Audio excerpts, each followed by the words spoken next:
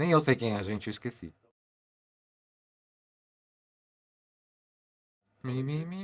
Per amore, ama Fatonia, queridinho. Boa noite, meu nome é Felipe Mion, esse é o Crime e Comédia e o caso de hoje se passa em Missouri, nos Estados Unidos, no final dos anos 50 e começo dos anos 60. O caso de hoje é sobre uma mulher chamada Sharon King.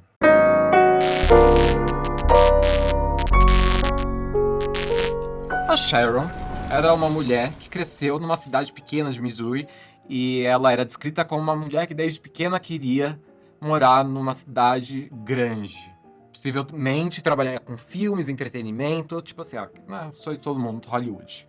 Ela era descrita como a típica garota da cidade pequena que sonhava em se tornar, como eu disse, estrela de Hollywood. Quando a Sharon tinha 16 anos de idade, ela conheceu um homem chamado James, que tinha 22 anos de idade e era estudante de engenharia. Eles se conheceram durante as férias do James, que voltou para a cidade, ele era da cidade da Sharon, porque ele estudava em Utah, que era uma cidade maior, grande, não Hollywood, porém quase, não, nem quase.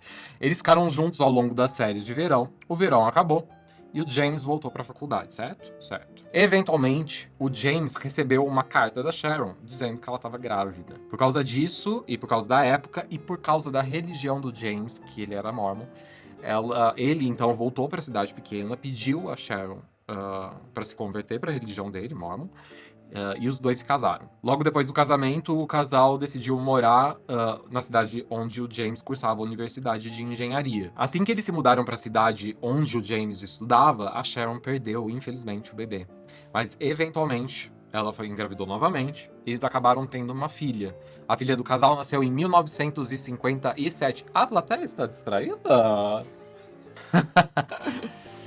O custo pro casal, agora com uma filha, morar em Utah, que era uma cidade grande, ficou alto demais para a família e eventualmente o James teve que abandonar a universidade. Logo depois, a família decidiu voltar para a pequena cidade de Missouri, numa cidade de Missouri, que era pequena, de onde eles eram originalmente, que, se eu não falei antes, se chamava Independence. E vocês acham que a Sharon, que teve que voltar para Independence, gostou dessa mudança? Né? Em 1959, a Sharon e o James tiveram o segundo filho deles. E mais ou menos na mesma época, o casal começou seriamente a pensar em se divorciar. Supostamente, porque o James tinha traído a Sharon. E a Sharon descobriu. Os sogros da Sharon não gostavam muito dela, porque ela não era mormon de verdade. Tipo, ela só se converteu pra casar com o James, né? E por causa da gravidez. Mas a Sharon, ela também tava tendo um caso, tá, gente? Ela só não foi descoberta como o James. Quando o casal decidiu efetivamente se divorciar, a Sharon pediu pro James, como condições para aceitar o divórcio, que naquela época tinha essas coisas, a casa onde eles moravam, a guarda dos 2 filhos e o valor de $1.000 como indenização. Não era tipo pensão alimentícia, não, só $1.000 e vaza. Até ela conseguir um emprego, né? O James, então, ele foi pedir conselho pros pais dele, que falaram, né, divórcio é errado, e blá blá blá blá blá, é a Bíblia. Então, o James decidiu seguir o conselho dos pais dele e permaneceu casado. Eu nem sei se ele perguntou se ela queria nesse ponto, mas beleza. Em março de 1960, a filha do casal tinha 3 anos de idade. E o filho mais novo tinha menos de 1 ano de idade. No dia 19 de março de 1960, a Sharon estava se arrumando para ir para um evento da igreja, enquanto James descansava no quarto. Segundo a Sharon, ela ouviu a filha perguntando pro pai dela algo como aspas, papai, como isso funciona? E na sequência ela ouviu um disparo de arma de fogo de uma arma de calibre 22. O James morreu com o disparo, então, que atingiu ele na parte posterior atrás da cabeça dele. Supostamente um acidente causado, então, aí pela filha de 3 anos de idade do casal. O que era estranho nesse acidente é que, supostamente, a menina de 3 anos de idade, ela já sabia, de fato, usar uma arma de fogo. Tipo, ela era descrita como uma arma de brinquedo, né? Segundo a emenda constitucional dos Estados Unidos, garante essas coisas pro povo, né? Tá, isso é estranho. Por que é estranho? Por que é estranho? Por que é estranho, plateia? A criança fazer... Por quê? Por quê? Porque ela... Se ela já sabia manusear a arma, de acordo com, segundo a emenda constitucional, por que ela perguntaria pro pai dela como se usava uma arma? Ela tinha 3 anos de idade, afinal, né, muito grande, já sabia usar arma. É escrito que a Sharon ficou traumatizada Tá, gente? Desculpa rir, mas é que eu já sei onde isso vai dar. Mas que conseguia falar com a polícia e tal, e, né, mal conseguia falar com a polícia. Aparentemente, a Sharon foi bem convincente, né, nesse trauma aí, porque a polícia decidiu não fazer aquele teste na mão, nem da criança, nem da própria Sharon, para saber se tinha resíduo de pólvora, porque eles não queriam estender o trauma da família. Ok. Alguns dias depois, o detetive principal do caso, que ficou com a pulga atrás da orelha, de frente da equipe, pediu para que a Sharon levasse a filha dela na delegacia. Ele deixou uma arma calibre 22 descarregada, ainda bem, né, numa sala, para ver se a criança teria força para apertar o gatilho. Mas aparentemente a menina nem tentou brincar com a arma. Eventualmente, foi determinado que mesmo que a criança não tivesse força nas mãos para apertar o gatilho, ela poderia ter apertado com o peso do corpo. A verdade é que o detetive se arrependeu de não ter pedido no dia da morte do James o teste de pólvora nas mãos. Então o caso foi encerrado, apesar dele ter tido as desconfianças dele. Existia, além disso, um seguro de vida em nome do James, no valor de $250 mil, o que era muito para a idade do James, que morreu com 25 anos de idade. Então isso não ajudou muito nas desconfianças desse detetive. E também da cidadezinha, que era pequena. E toda vez que tem cidadezinha pequena aqui, tem gato, porque fica, né? Quando a Sharon recebeu a grana, né, do seguro de vida do James, ela decidiu então comprar um carro, que era descrito como o carro dos sonhos da Sharon. Era um Ford Thunderbird. Eu dei um Google para ver o que era, que eu não sei nada de carro. E quando ela comprou o carro, ela se apaixonou pelo vendedor do carro, que se chamava Walt. Ela foi correspondida e os dois começaram a ter um relacionamento. O Walt era casado, tinha filhos também, e nada disso ajudou, né? Imagino, com a fama dela na pequena cidade, né? Um mês depois do Walt e da Sharon terem virado um casal, o Walt foi até a polícia para reportar o desaparecimento da esposa dele, que se chamava Patrícia. Segundo o Walt, 2 dias antes da esposa dele desaparecer, ele teve uma briga com a esposa e que no dia seguinte ela tinha ido trabalhar e não tinha voltado para casa. Foi quando o Walt telefonou pro trabalho, então, da esposa dele, e segundo as amigas da esposa dele, a última vez que elas tinham visto a Patrícia era quando ela estava caminhando em direção a um certo carro, um Ford Thunderbird, o mesmo carro da Sharon, mas também era o mesmo carro do pai da Patrícia. Os dois tinham o mesmo gosto. Antes de ir pra polícia, já sabendo sobre o tal do carro, o Walt ligou pra Sharon meio que pra saber, tipo... Ei, por acaso você deu sumiço na minha esposa? Tipo isso. É o que eu imaginei que ele perguntou. A Sharon confessou então pro Walt que, na verdade, ela conversou com a Patrícia. Segundo a Sharon, ela foi sondar a Patrícia pra saber como ia ser a reação da Patrícia, e ela disse que a irmã dela, que é a irmã da Sharon, tava tendo... que não existia, aliás, tava tendo um caso com o Walt.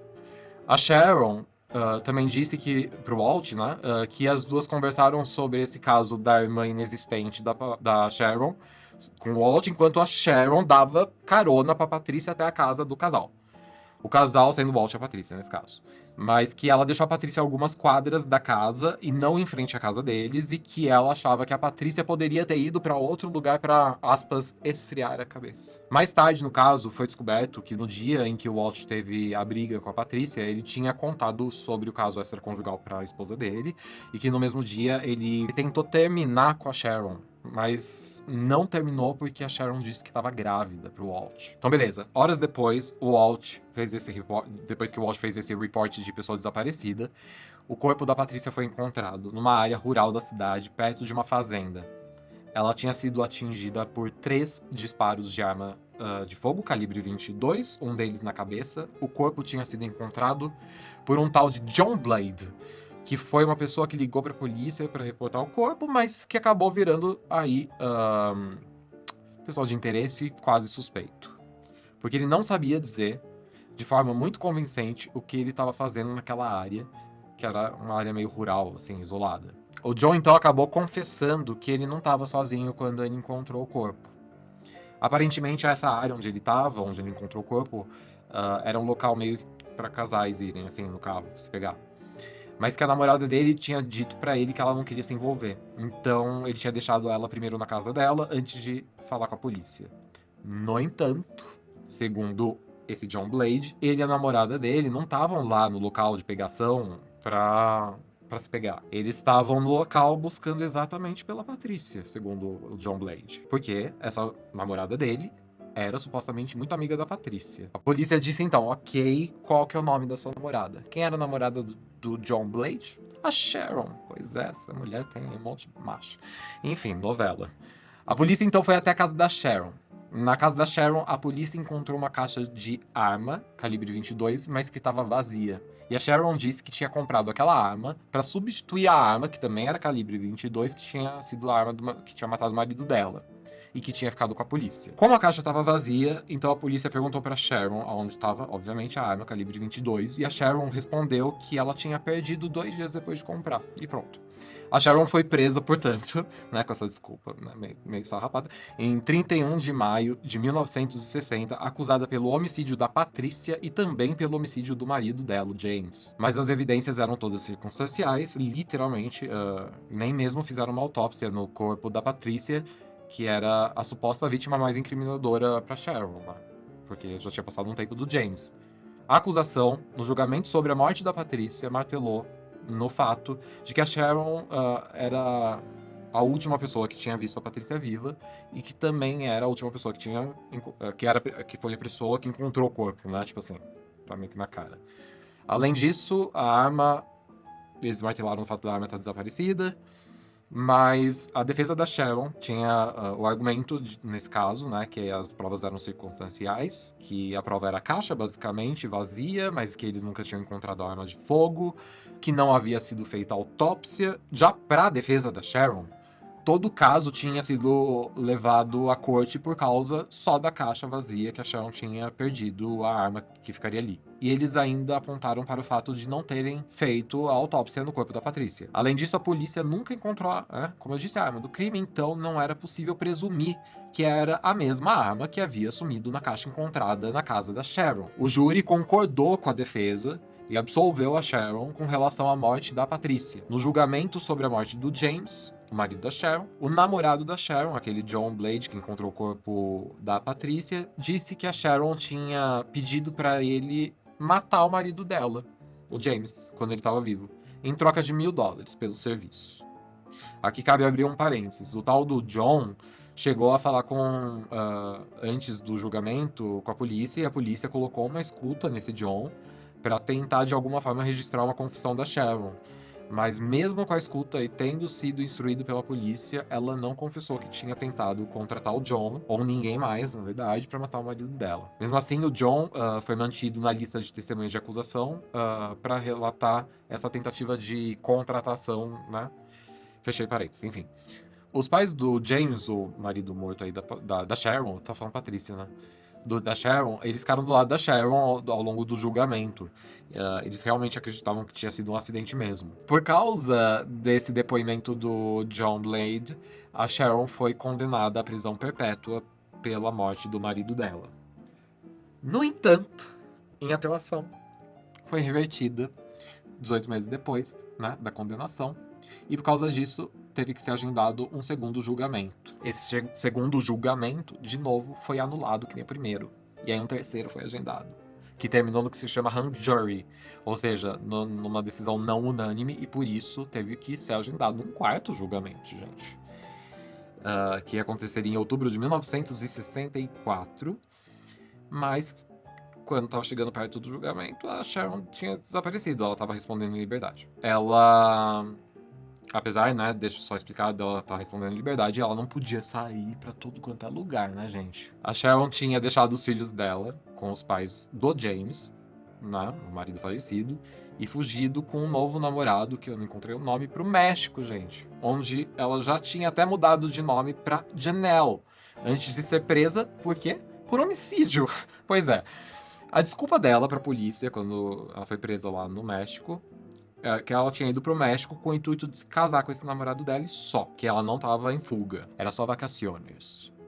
Até que ela foi em um bar e um homem convidou a Sharon pra ir no quarto do hotel dele, fazer o quê, né, com a noiva, ela não sabia, mas ela foi, quando do nada ele atacou a pobre indefesa Sharon, que matou o cara em legítima defesa. No entanto, um funcionário do hotel onde esse assassinato ocorreu disse que ele ouviu o disparo da arma de fogo, foi até o quarto, viu a Sharon no banheiro contando cédulas de dinheiro.